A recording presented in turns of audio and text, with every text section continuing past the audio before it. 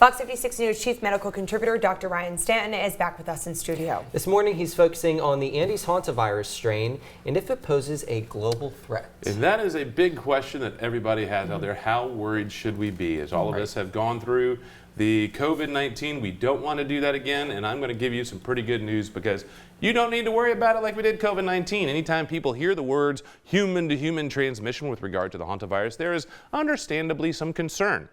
One hantavirus strain called the Andes virus, found primarily in parts of South America such as Argentina and Chile, does have documented cases of person-to-person spread and is the strain associated with the cruise ship passengers currently in the news. However, it's important to keep this in perspective. Unlike highly contagious respiratory viruses that spread rapidly through casual contact, the Andes hantavirus appears to require prolonged close exposure, typically among household members or intimate contacts. Even in regions where the virus exists naturally, outbreaks remain small and limited. We're not seeing widespread international transmission or anything suggesting this could become a global pandemic. Most hantavirus cases worldwide, including those in the United States, still come from the exposure to the infected rodents rather than the infected people. The strains commonly found in North America have not shown sustained human-to-human transmission. The key message is perspective.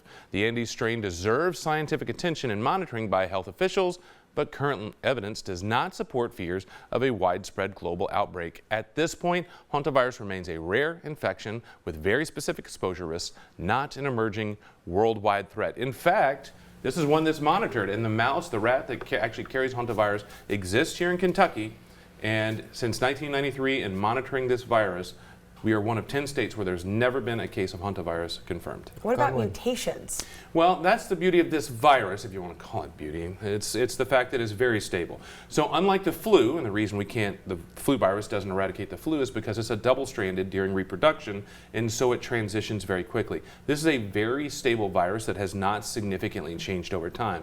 There are multiple strains, so it can, but we're just not seeing it, and not within this one that's on the cruise ship.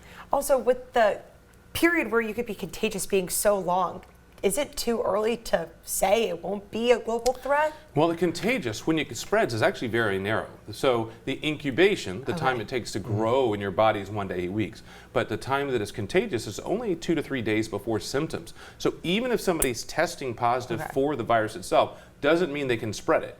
They typically have to have some level of symptoms within that 2 to 3 days. So it is a relatively narrow window, but the problem with anything that's got long incubation means there's the chance for spread, but still, this is not one that we typically follow that has the chance to spread rapidly. Yeah, a lot of flashbacks to COVID.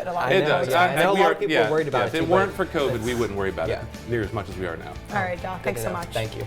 We'll be right back with your forecast after this. You're watching Fox 56 News, our home, your news.